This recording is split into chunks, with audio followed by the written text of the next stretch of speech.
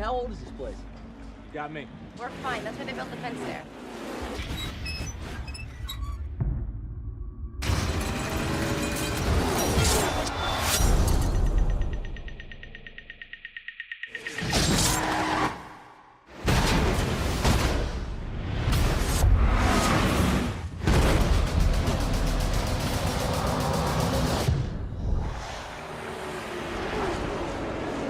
We have to get out of here. We're all gonna die, all right? There's gonna be a crash. Have you lost your mind? You saw it before it actually happened.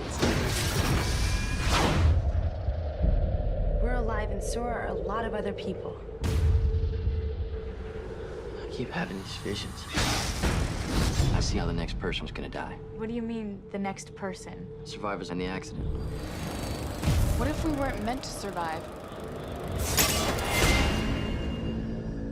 What's gonna happen to us? I think we can stop it. Look out!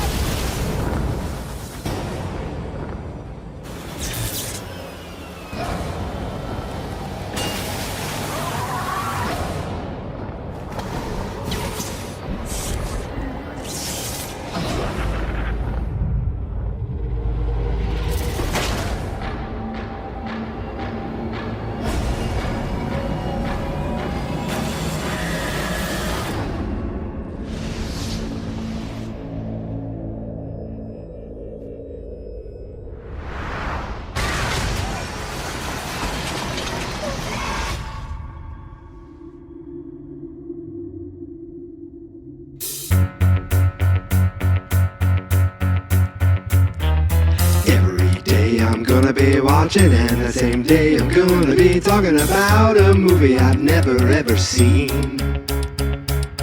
Some I'll be watching on my laptop, some on my tablet, some on my TV, and some of them I'll see on the big screen. It's movie month time, what a way to make a podcast. Yes, it's all month long, from the 1st of June to the last. I will watch a film and then I will talk about it. It's 30 movie days of fun, 'cause there is no June 31.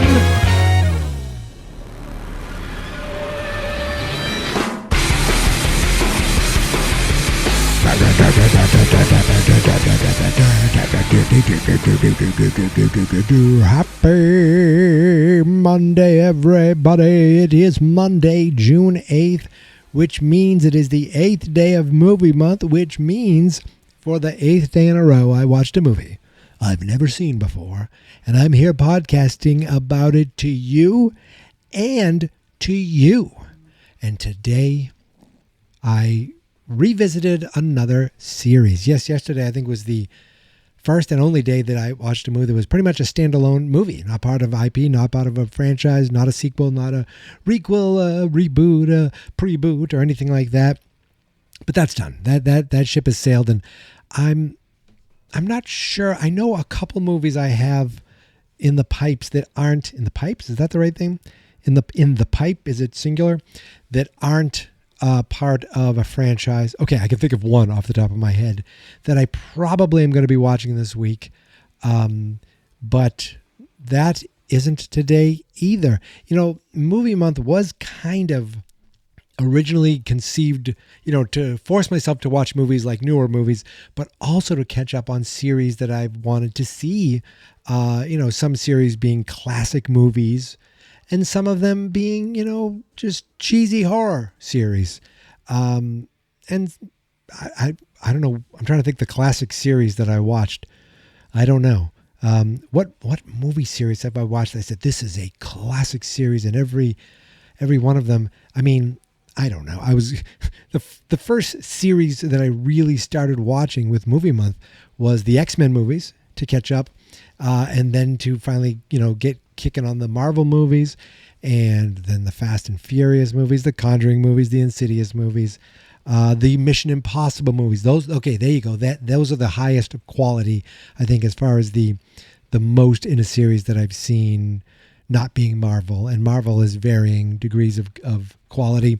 And so is this series today that we're talking about, the Final Destination series. And today, I watched the 2009 film The Final Destination, which is confusing because it makes it seem like it is the last one when it is just part 4, and there are 2 more that have already been out, and another one that is in the planning stages. So Final Destination movies, I think, will be a part of Movie Month for the foreseeable future. I'm not sure if I'm going to get caught up this year, because last year I watched 3 of them. Can I bring myself to watch 3 of them this year? Possibly. And hopefully they're better than the one I watched today. From 2009, as I said, The Final Destination. If you watch it on HBO Max, the thumbnail basically says The Final Destination, but the thumbnail says The Final Destination 4, so that you are aware of what you're watching. And they did HBO Max did that also for the Harry Potter movies, and Paramount Plus has done that for the Mission Impossible movies, because after 3, I lose track which one's which. But with this, we get Final Destination 5, then we get Bloodlines. What is that like? Isn't it the offspring of some of the original people? I don't know. This one, is this the first one to have 0 connection to the original?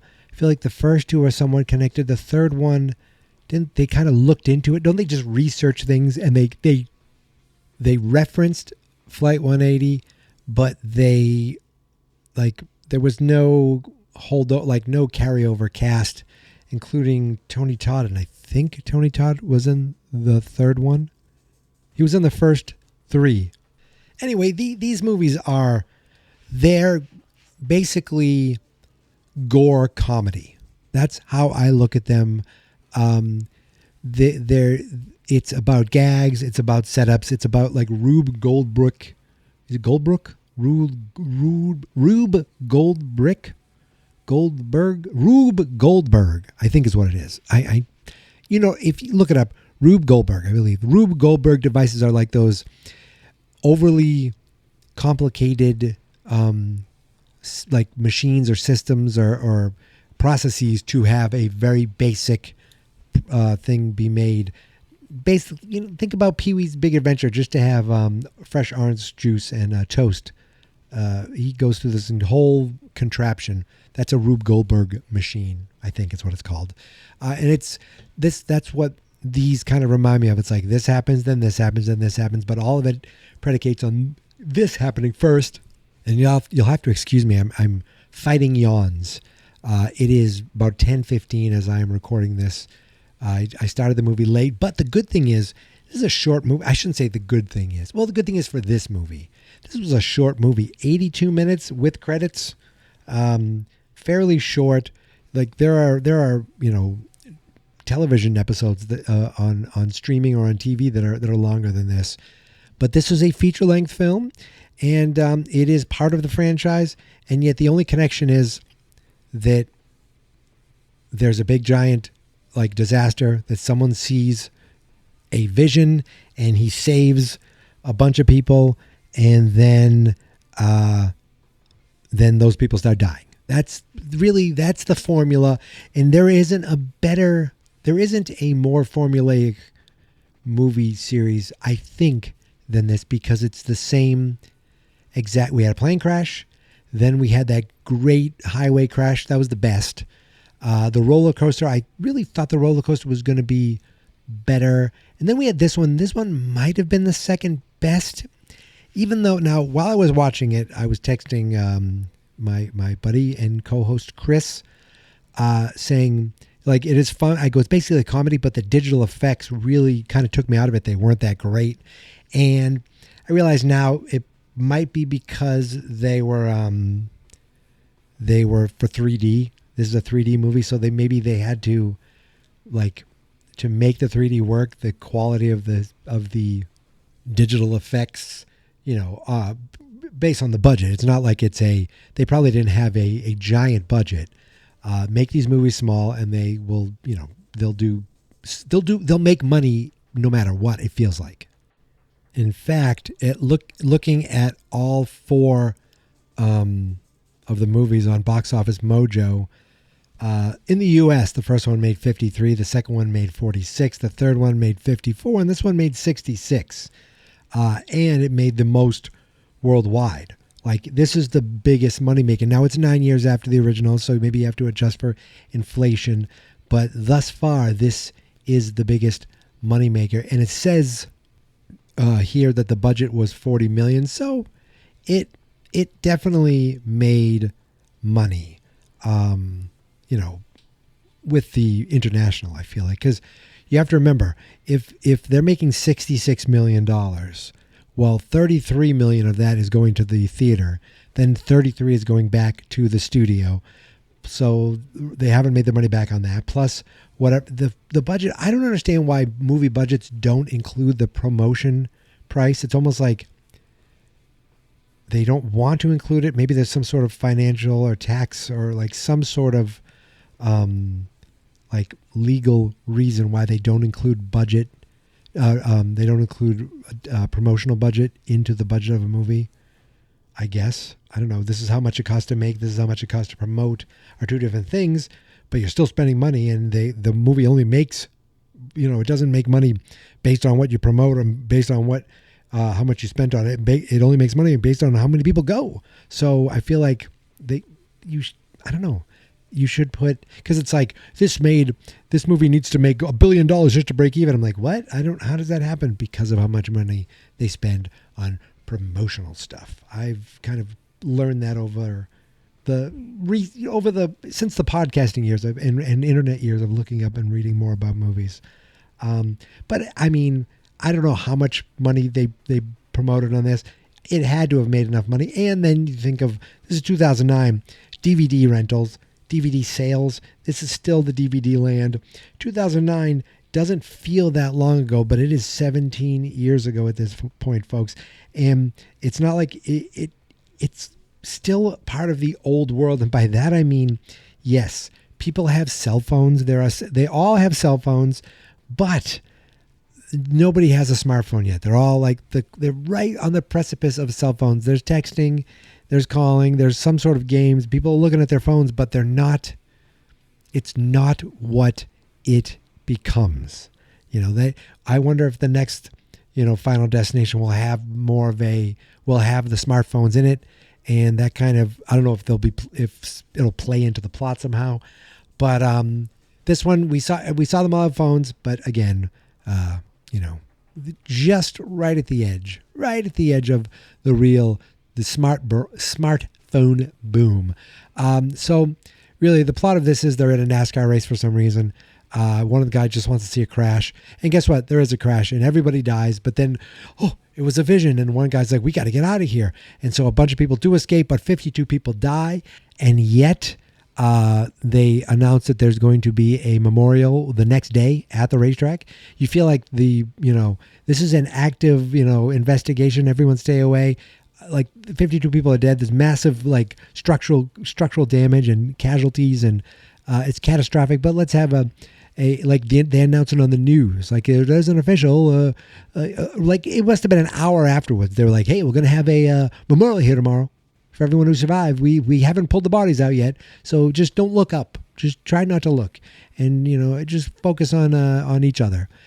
It was outside at least, so it's not like they could have stopped them from showing up. But the fact that it was said on the news just made it sound kind of official, and that like perked my ears. I'm like, wait, what? So the movie revolves around the one guy who saw the vision, his girlfriend, her best friend, and that girl's ex-boyfriend, who's also friends with the guy. Now the girlfriend I recognize from different TV shows. She was on The Boys. That's probably the thing I recognize her from the most. The best friend, the guy who's kind of like the douchebag, he's been in a bunch of TV shows, but the one it's the Legends of Tomorrow, that CW comic book show that he was actually quite good on that show, I must say. He didn't play a douche in that. He played kind of the exact opposite, the good guy. The other two people look familiar, but I don't know them from anything. And then there's Michael T. Williamson, who is probably the biggest name in this. You know, he's been in a ton of things, but the first thing you think of is Forrest Gump. To me, the second, there was like a baseball movie, I believe that he was in, with minor leagues and Virginia Madsen and William? I can't think of his name. The guy from not Red Dragon, but the movie the Red Dragon was based on.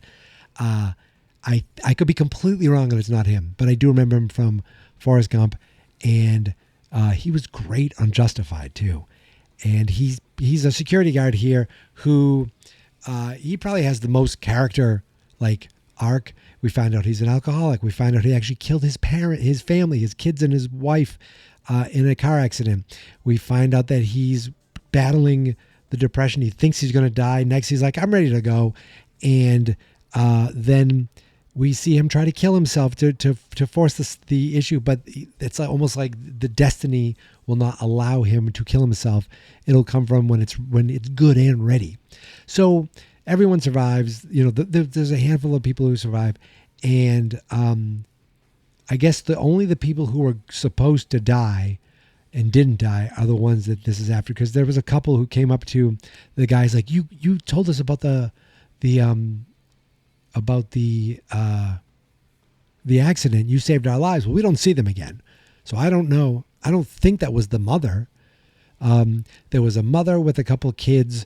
There was a cowboy on a steel girder. He died, but he didn't, because then he later died from a tub falling on him, which was, it's fine. A lot of these things are too happenstance sometimes, and it's like, oh, they didn't die. Oh wait, now they're dead. And when Michael T. Williamson is like, you know what, this is how it's gonna be. This is how it's gonna be. It's like, yeah, but did you see how violent everyone's death is? And never mind that, once the violent deaths are over with, everyone's like, man, we got to figure this out. Like, no one is scarred by the numerous body parts and blood and just viscous like innards that everyone has seen over and over again. And they're like, wow, man, this is crazy. We got to figure this out. Hey, maybe we can save the day. Meanwhile, this mechanic is pushed through a fence. This racist dude, by the way, the racist guy, in the credits, he's credited as racist. So I'm watching the movie and they're at the racetrack, and I'm like, okay, does that guy have a swastika tattooed on his arm? I hope he's part of the movie, because if he isn't, and there's just some rando at the racetrack with a swastika, like, I don't know, something tells me like that maybe they missed something, in the production. Like, maybe that guy should put his sleeve down. But thankfully, it's a character, and he's a big racist a-hole. And of course, when you are a racist a-hole, you don't hide it at all. He's racist to the guard right away. He's whistling Dixie, literally whistling Dixie. And then outside, he blames him because he said, "Don't go back in and save your wife." By the way, if he said, "Don't go save your wife was dead 2 seconds later," she still would have died, you dummy. Drops the N-word. Then he goes to his house later with a cross. I think he's going to burn a cross on his lawn, but unfortunately he's drunk and there's an accident with his pickup truck and he gets dragged down the road. And this chain on the road is flammable way too quick. Like, that is a hazard. That company should be sued, and he's burnt to a crisp and he's dead.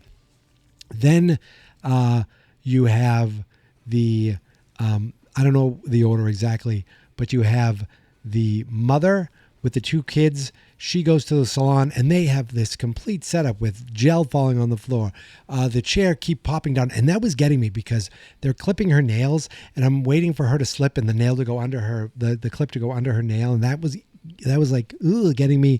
Like, they had the right things to freak me out with the nails, later with the pool drain, then later like an escalator, all these things that were like, things that are not exactly dangerous, but can be dangerous if and can be used against you. Then all these things happen, and then what happens is a rock that her sons throw earlier in the grass hit a lawnmower. The lawnmower flings the rock right into her face, and she's dead. So They're all dead. Then they go see a mechanic. Again, he's like, he almost gets smushed by a van. 10 seconds later, he's dead. They like to have, and they're just like going about their day. Like, I would be beside myself with grief after seeing one death. Never mind, 5, or just even hearing about them. And what was funny is this guy had a vision and saved everyone's life. And then the very next day, he's like, oh my God, I just had a crazy dream. And the girl's like, it's probably just a dream. It's probably just a dream. Like, he just saved a bunch of you. And the first thing you think is, well, it's just a dream. Don't worry about it. Lady, like, maybe pay attention to it. Maybe pay attention to it. Finally, they do, and they start studying up on things, and they fill in everything. And they tell the two friends, you're next. And luckily, they save. It's the girl and the boy. The other girl and the other guy. They don't know which one's dies first, so they're like, oh, where do we go? And it's something to do with water. And the girl almost dies in a car wash, and the guy does die in a pool. He gets sucked into the drain because you can easily just say, turn on pool drain pool with a switch, because a super soaker fell on it, and that drains the pool and pulls his innards out. And I'm clenching up just thinking about that, though. So he's dead. The girl survives. She's like, oh, thank goodness I survived. They go to the mall later, and they're just friggin' fine. Now the word that George, the security guard, Michael T. Williamson, the word he's going to die. That's when they go to his house, find him hanging, but he can't kill himself. He's been trying to, but he can't do it. So they're like, well, maybe we fix things. Maybe we save things. Then they find out the cowboy was alive all this entire time. They go to the hospital just in time to see him die because they didn't have the order right. So it wasn't the George next. It was the cowboy. Now it's George. After they leave the hospital, guess what? George gets run over. He's like, my mother always told me about, deja vu. Boom, ran over. Like, what the hell? He's dead. I wanted him to survive because, again, he's the only name I really knew. So he's dead, and then he races to the movie theater because he's having visions. The two girls are at the mall. They go to the movies, and they die in an explosion. But it's another vision he's having, so he gets there in time. Now, does he go get the girl and everyone get out of the movie theater? No, he runs up to, but for some reason in this mall, they have barrels and barrels of explosive flammable liquid, barrels of it. I don't know what they're building in this mall or what they're hiding, but for some reason it's in this mall. And he tries, and this time he stops. No, wait a minute. Yeah, he stops it. He doesn't. So in the original, the explosion happens. He gets his girlfriend up, but the other girl gets killed. Then he realizes it's just a vision. He stops him, even though he gets a nail gun in his arm, and he gets there's fire all over this back room. He takes a stick and puts a flame up to the fire extinguisher because that not the fire extinguisher, the sprinkler system. This sprinkler system, this company, again, another lawsuit, another class action lawsuit against the sprinkler system company. There's fires all over the place, and the only thing, until the flame is 1 centimeter from the sprinkler, it goes off. Like that is, and there's varying levels of dumb in this movie.